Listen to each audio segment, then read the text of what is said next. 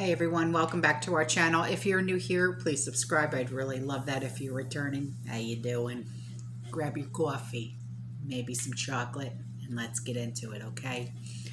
But first, before I talk about anything, I would like to have a moment of silence for the lives lost yesterday in Texas. Last I heard, it was 19 children and 2 teachers who lost their lives due to a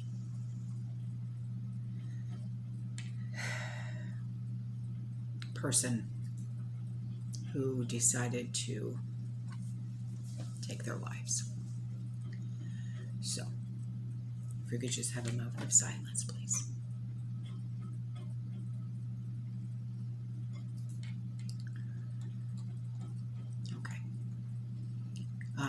I will leave some links in the description box below if you would like to read about those the incident from yesterday, but I will not touch on it because I don't want to get upset right now.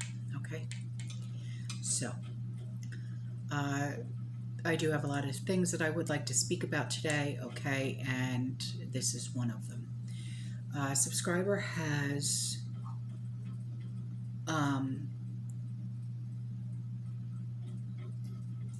some tips that she would like to share with us, okay? And it's tips on pumping gas. She said, I don't know what you guys are paying for gas, but here in California, we're paying up to $3.75, $4.10 per gallon. My line of work is in petroleum for about 31 years. So here are some tricks to get more for your money's worth for every gallon. Here at Kinder Morgan Pipeline, where I work in San Jose, California, we deliver about 4 million gallons in a 24-hour period through the pipeline. One day is diesel, the next is jet fuel and gasoline, regular and premium grades. We have 34 storage tanks here with a total capacity of 16,800,000 gallons. Only buy or fill up your car or truck in the early morning when the ground temperatures are still cold. Remember that all service stations have their storage tanks buried below ground. The colder the ground, the more dense the gas. When it gets warmer, gasoline expands. So buying in the afternoon or in the evening, your gallon is not exactly a gallon. Really? In the petroleum business, the specific gravity and the temperature of the gasoline, diesel and jet fuel, ethanol, and other petroleum products plays an important role. A 1 degree rise in temperature is a big deal for the business, but the service stations do not have a temperature compensation at the pumps. When you're filling up, do not squeeze the trigger of the nozzle to a fast mode. If you look, you will see that the trigger has 3 stages, low, middle, and high. You should be pumping on low mode, thereby minimizing the vapors that are created while you are pumping. All hoses at the pump have a vapor return. If you are pumping on the fast rate, some of the liquid that goes into your tank becomes vapor.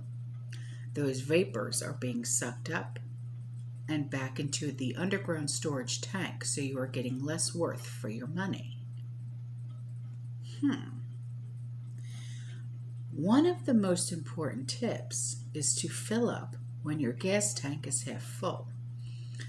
The reason for this is the more gas you have in your tank, the less air occupying its empty space. Gasoline evaporates faster than you can imagine.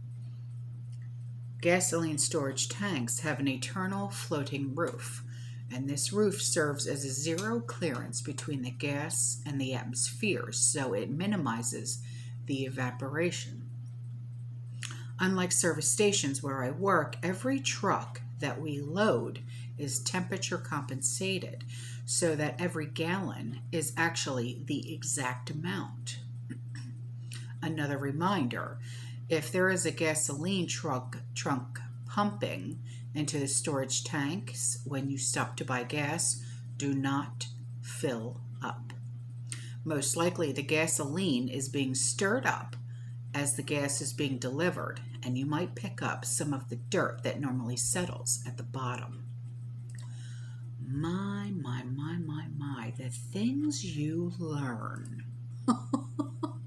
No kidding. So, on to this. This was posted on a subscriber's friend's Facebook page, and it reads like this. DHS has already secretly seized the output of food storage manufacturers across America.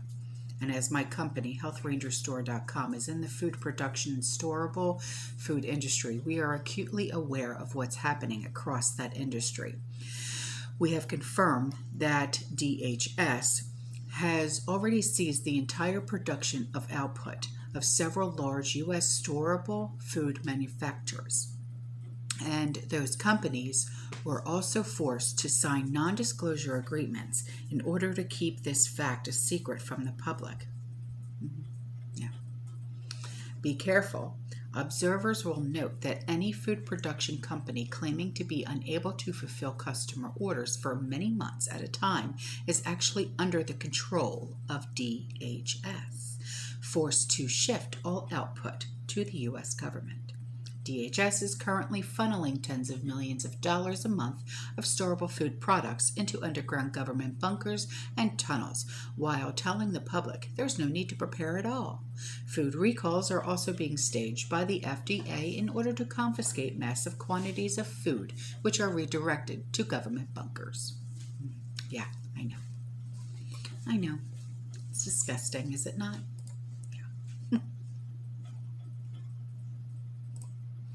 On to this.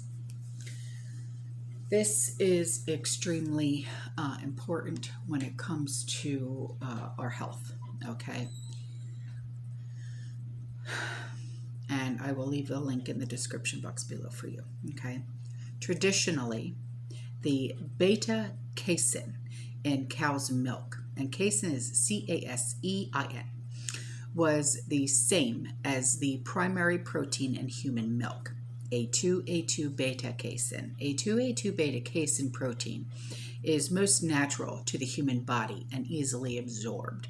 However, over time, there was a genetically mutation in cows, and an A1 beta casein variation resulted in cows with two types of proteins, A1 and A2. Unfortunately, the A1 beta casein can be difficult for humans to digest and is likely to many health issues.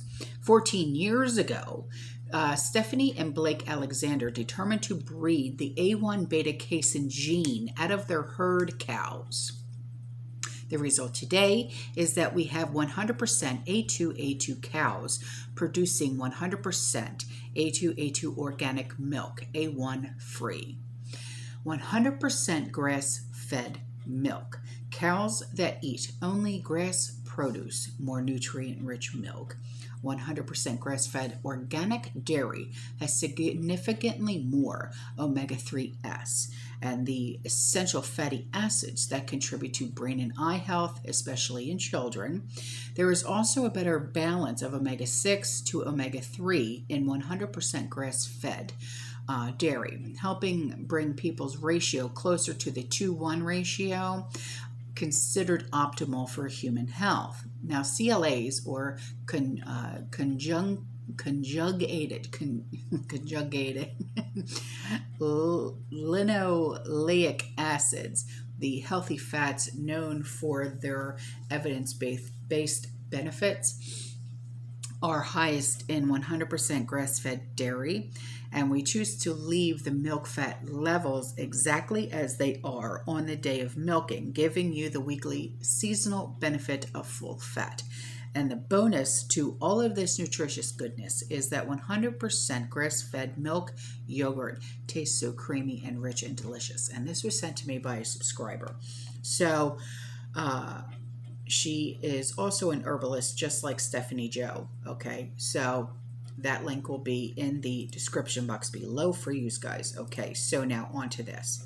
This was sent to me by a subscriber and her friend. Okay, and it is of a train that was carrying fertilizer. Yeah.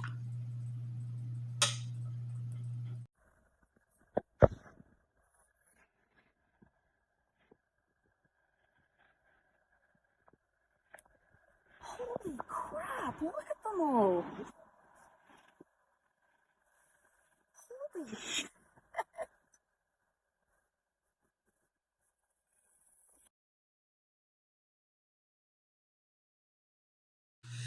Okay, so now on to this. A subscriber sent me these pictures, and she said the following snapshots are from the NTI. In March of 2021, scientific and political leaders went through scenarios to help determine gaps in national and international biosecurity. She said, look at the scenarios and tell me this is not planned. I did. And you're right. And, okay, so what you're going to see, okay, is move 1, move 2, move 3, and then round table. And then you're going to see dates on the side. It'll say May 15th, 2022, June 5th, 2022, January 10th, 2023, May 10th, 2023, okay, and then December 1st, 2023. Now, under move 1, which says May 15th, 2022, attack. And then it says June 5th, 2022. Move 1, scenario, monkeypox outbreak in Brinia, B-R-I-N-I-A. 1,422 cases, 21 cases, 4 deaths. No international warnings or advisories. Key issues: international alert and warning systems, benefits of and need for early risk assessment. Move number 2, January 10th, 2023. Scenario: 83 countries affected, 70 million cases, 1.3 million deaths. The monkeypox engineered to be resistant. National responses, effects of early action, international supply chain challenges, key issues, benefits of predetermined triggers for national response, international supply chain challenges. Move number 3, May 10th, 2023. Scenario: 480 million cases, 27 million deaths.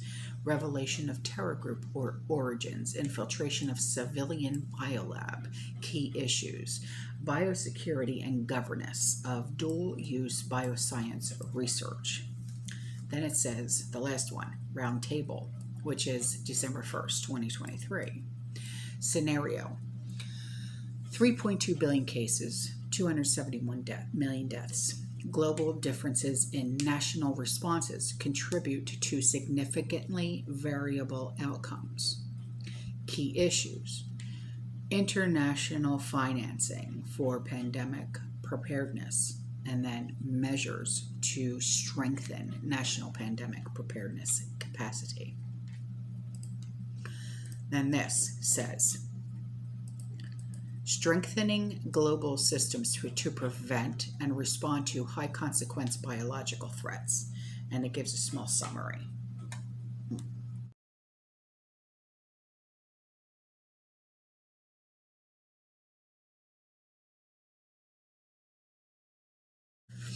Okay, so onto this. A subscriber received this email below from the Healthy Home Economist, and it has some links to healthy baby formula, and she wanted me to share it with you guys. Okay, so I will leave these links in the description box below. It's for goat milk formula, hypoallergenic formula, and homemade formula. Okay, so those links will be in the description box below for you guys. Now, on to this.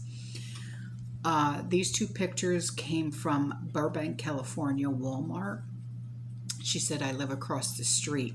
Weekly for a year or so, I have watched the store basically have very few products.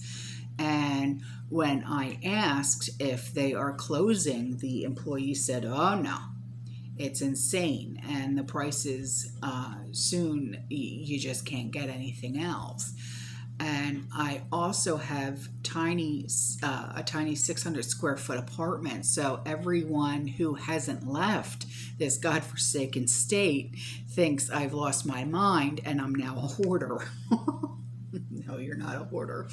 And she said, I can still cook and bathe and do laundry and walk about, but yeah, it's tight. She said, I trust the Almighty God, but it's wise to prep them. Just pray. Also, there are no canned meat, no canned foods. They had, which is very limited, with minimum almost just two cans. Okay. Oh, geez.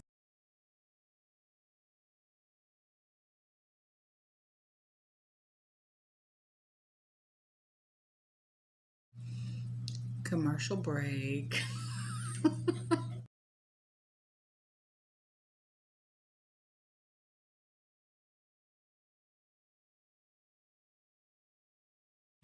Okay, so this is what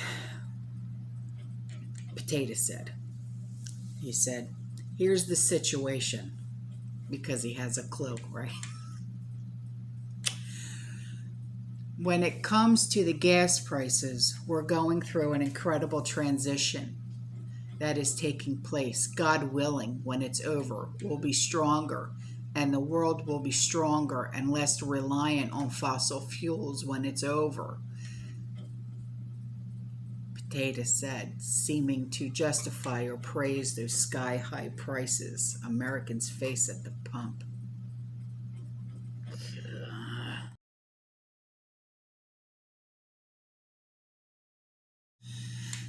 And before I go, this was sent to me, and it says, it's a transcript. 250,000 barrel per day refinery capacity when we're in the middle of a fuel crisis. I'm not quite sure what that means. I'm guessing he shut down another refinery. Could that be? I'm not really sure. So, all right, guys, that's all for this video. I love you. I'll see you in the next one. You stay safe. You stay positive. You keep prepping. And as always, fear less. Ciao.